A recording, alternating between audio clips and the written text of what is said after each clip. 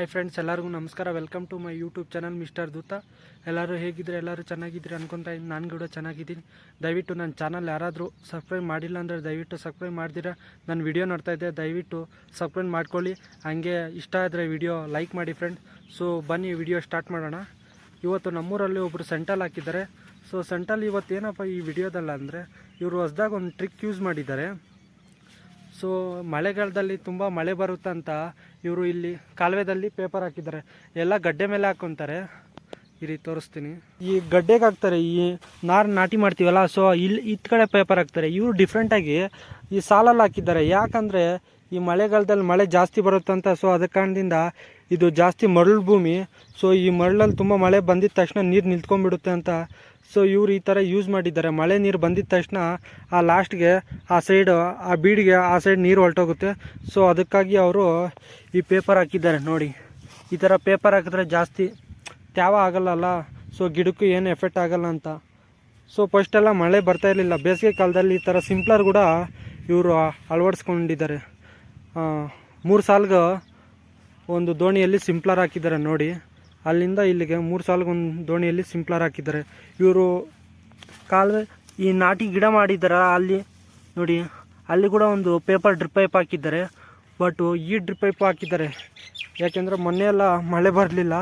So ಅದಕ್ಕಾಗಿ ಇವರು ಸಿಂಪ್ಲರು ಹಾಕಿದ್ದಾರೆ. ಇಲ್ಲ ಅಂದಿದ್ರೆ ಈ ಬಿಸಿಲಿಗೆ ಇಷ್ಟೊಂದು ಗಿಡ ಆಗ್ತಾ ಇರಲಿಲ್ಲ. ಸೊ ಈ ಮಳೆ ಬಿದ್ದಿದೆ ಅಲ್ಲ, ಈ ವಾರದಲ್ಲಿ ಮಳೆ ಬಿದ್ದಿದೆ. ಸೊ ಅದಕ್ಕಾಗಿ ಮಳೆ ಬಂದಿರೋ ನೀರೆಲ್ಲ ಹೊರಟೋಗುತ್ತೆ. ಬಟ್ ಗಿಡನೂ ಇನ್ನೂ ದೊಡ್ಡದಾಗುತ್ತೆ. ಸೊ ಆಲ್ಮೋಸ್ಟ್ ಇದು ಇನ್ನೂ ಶಾಂಪಲ್ ಆಗಿಲ್ಲ, ಇಷ್ಟು ಕವರ್ ಆಗಿದೆ. ಸೊ ಫುಲ್ಲು ಗಿಡ ಸೆಂಟಲ್ ಫುಲ್ಲು ಶಾಂಪಲ್ ಬರೋತ್ತಷ್ಟಿಗೆ ಇಲ್ಲಿ ಓಡಾಡೋಕ್ಕೆ ಜಾಗನೇ ಆಗೋದಿಲ್ಲ ಫ್ರೆಂಡ್ಸ್. ಈ ಬೈಲ್ಗೆಲ್ಲ ಇವರು ನಾಟಿ ಮಾಡಿರೋದು 3000 ನಾಟಿ ಮಾಡಿದ್ದಾರೆ. ಸೊ ಇಷ್ಟು ಬೈಲಕ್ಕೂ ನೋಡಿ, ಇಷ್ಟು ಬೈಲ್ಗೆಲ್ಲ 3000 ನಾಟಿ ಮಾಡಿರೋದು. ಸೊ ಈ ಪೇಪರ್ ಇನ್ನೊಂದು ಯಾಕಪ್ಪ ಅಂದರೆ, ಈ ಪೇಪರು ಹಾಕಿದಾರಲ್ಲ ಕೆಳಗಡೆ, ಈ ಮಳೆ ಬರುತ್ತಲ್ಲ, ಈ ಮಳೆ ಬಂದರೆ ಹೂಕ್ಕೆಲ್ಲ ಮಣ್ಣೆಗಿರುತ್ತೆ. ಸೊ ಅದ್ರ ಕಾರಣದಿಂದ ಇವರು ಪೇಪರ್ ಅದಕ್ಕೂ ಯೂಸ್ ಆಗುತ್ತೆ. ಮತ್ತು ಜಾಸ್ತಿ ಮಳೆ ಬಂದರೆ ನೀರು ತೋಟದಲ್ಲಿ ನಿಲ್ಲೋದಿಲ್ಲ.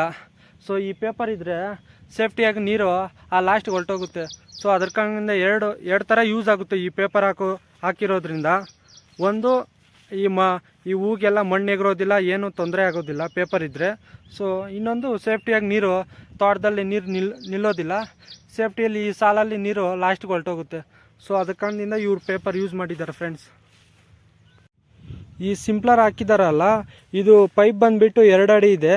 ಸೊ ಫಸ್ಟೆಲ್ಲ ಮಳೆ ಬರ್ತಾ ಇರಲಿಲ್ಲ, ಒಂದು ವಾರದಿಂದನೇ ಮಳೆ ಬರ್ತಾ ಇರೋದು. ಸೊ ಅದಕ್ಕಾಗಿ ಈ ಸಿಂಪ್ಲರ್ ಆವಾಗ ಅಳವಡಿಸ್ಕೊಂಡಿರೋದು. ಸೊ ಬಿಸಿಲಿಗೆ ಗಿಡ ಅಷ್ಟೊಂದು ಚೆನ್ನಾಗಿ ಆಗ್ತಾ ಇರಲಿಲ್ಲ. ಸೊ ಅದಕ್ಕಾಗಿ ಈ ಸಿಂಪ್ಲರ್ ಆಗೋದ್ರಿಂದ ಗಿಡ ಚೆನ್ನಾಗಿ ನೆನೆಯುತ್ತೆ, ಸೊ ತಂಪಾಗಿರುತ್ತೆ ಅಂತ. ಅದಕ್ಕೋಸ್ಕರ ಇನ್ನೂ ಶಾಂಪಲ್ಲೇ ಇನ್ನೂ ಒಂದು 20 ದಿವಸ ಹೋದರೆ ಹೂವು ಇನ್ನೂ ಫುಲ್ ಸಿಗುತ್ತೆ. ಸೊ ಗಿಡ ಎಲ್ಲ ಹೂವು ತುಂಬ ಸಿಗುತ್ತೆ. ಸೊ ಇವಾಗ ಜಸ್ಟು ಒಂದೊಂದು ಗಿಡ ಮಾತ್ರ ಬಂದಿದ್ದಾವೆ ಅಷ್ಟೇ. ಸೊ ನೋಡಿ ಯಾವ ಥರ ಇದೆ ಗಿಡ ಅಂತ. ಸೊ ಫ್ರೆಂಡ್ಸ್, ಫೈನಲಿ ಈ ವಿಡಿಯೋ ದಯವಿಟ್ಟು ವಿಡಿಯೋ ಇಷ್ಟ ಆದರೆ ಲೈಕ್ ಮಾಡಿ, ಹಂಗೆ ಸಬ್ಸ್ಕ್ರೈಬ್ ಮಾಡ್ಕೊಳ್ಳಿ ಫ್ರೆಂಡ್ಸ್. ಮುಂದಿನ ವಿಡಿಯೋದಲ್ಲಿ ಸಿಗೋಣ. Bye friends.